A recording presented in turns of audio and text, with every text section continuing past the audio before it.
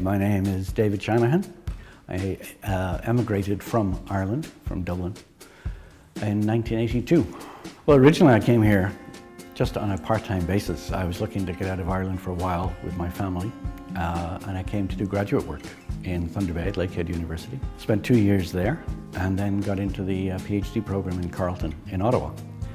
And really by the time that was ongoing, our children were getting older and they were settled. And so the easiest thing really was to stay. We could see openings here that we didn't have in Ireland. I personally could see that for myself. And I thought the girls would be better off here. It was hard, but that was the choice.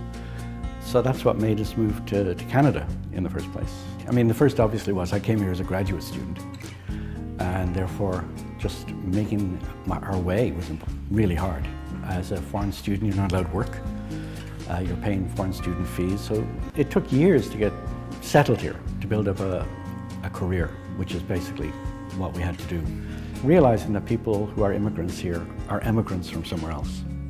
And those two things are really important to keep in mind. We were living in Oxford Mills, and there was a problem that our local community hall was going to be sold or demolished or whatever, and I was asked to go along to a community association meeting. It was as simple as that. I ended up being president of the association for 5 years, and then that got us involved in other things.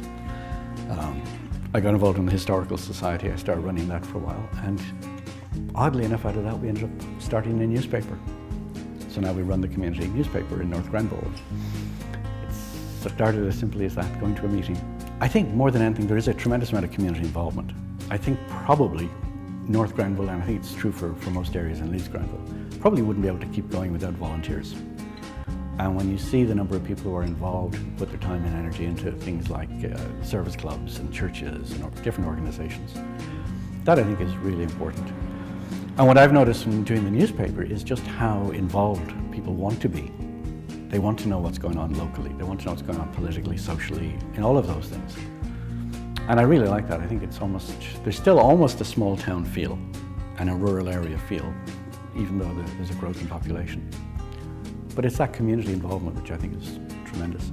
I think the first thing is try and get involved, either through a church, through a service club or whatever, to get to know people, to be involved in the community. Because it is difficult sometimes to make that transition, as I said, from being an immigrant to being an immigrant. But not to leave behind your past, your culture, your language, your traditions or whatever. That's, to me, one of the strengths of Canada, that we all bring something to the party.